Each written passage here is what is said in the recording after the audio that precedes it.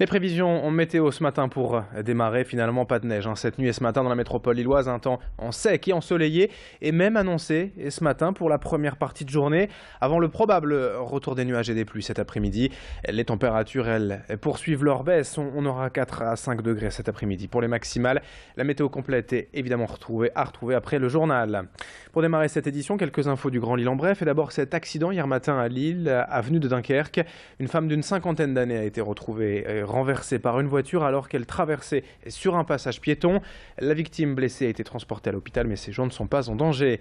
À Villeneuve-d'Ascq, les gens du voyage ont quitté hier le parking C5 de la cité scientifique.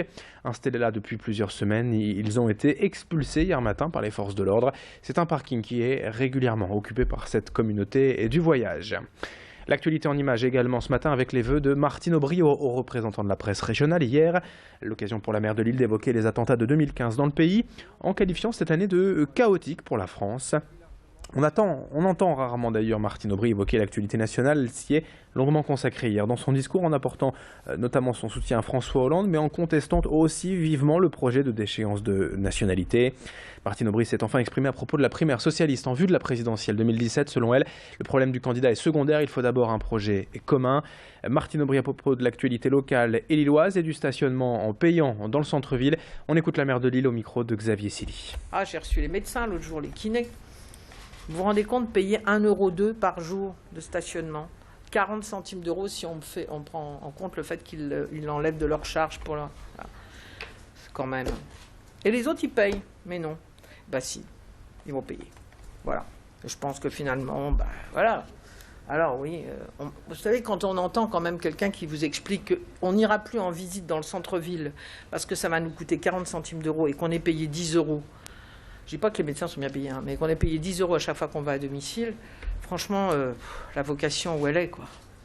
Bon. Alors voilà, c'est vrai que c'est pas marrant et qu'ils rouspètent. Oui, mais je leur ai dit aussi ce que j'en pensais. Je ne suis pas là que pour me faire des amis, je suis là aussi pour expliquer. Un reportage à suivre ce matin sur Grand Lille TV après l'agression d'un enseignant juif à Marseille et le débat sur le port de la kippa. Nous sommes allés rencontrer la communauté juive lilloise par l'intermédiaire du rabbin du Nord-Pas-de-Calais, Élie Dahan. Que pensent donc les fidèles lillois de ces récents événements et des conseils de discrétion prodigués par le grand rabbin de Marseille? À Lille, la communauté juive se dit unie et décidée à combattre l'antisémitisme. Les réactions, explications du rabbin du Nord-Pas-de-Calais, c'est tout à l'heure à 7h30 en exclusivité sur Grand Lille TV. On enchaîne avec l'info du Grand Lille en bref et ce tragique accident hier soir sur la 23 près de Rheims. Un carambolage entre 3 véhicules et la mort d'un homme de 35 ans. L'accident s'est produit peu après 20h hier soir en direction de Lille et a engendré d'importants bouchons dans le secteur.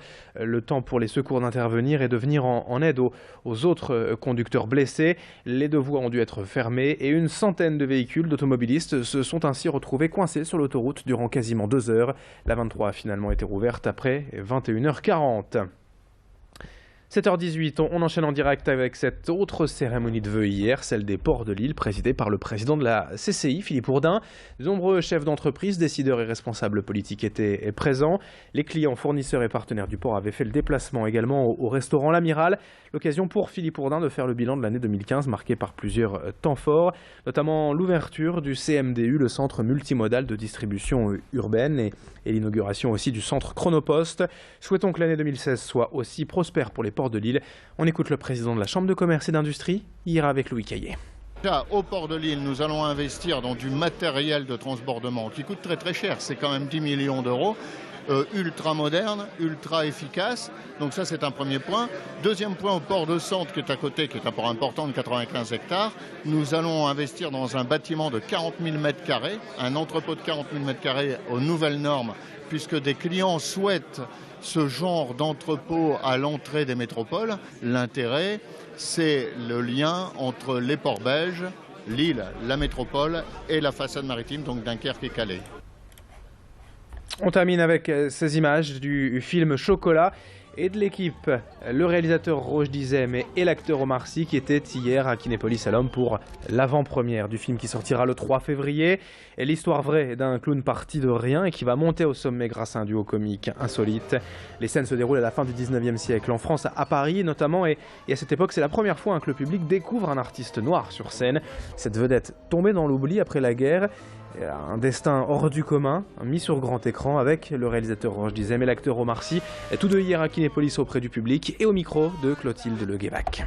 On a proposé une histoire extraordinaire avec un personnage très singulier dans une époque qui d'un point de vue cinématographique est magnifique.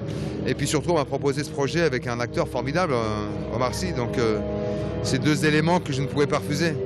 C'est une autre époque, mais il y en a pas vraiment en fait. Il vit lui sa vie, moi la mienne.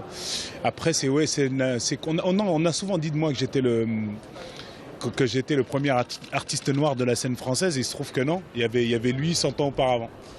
Voilà ce qu'on peut dire. Le 3 février, ce film Chocolat avec Omar Sy et Roche Dizem sur grand écran. On en reparlera. Pour l'instant, 7h21. Un très bon réveil à toutes et à tous. Le point route dans un instant et le point météo également à suivre sur Grand Lille TV. Très belle journée.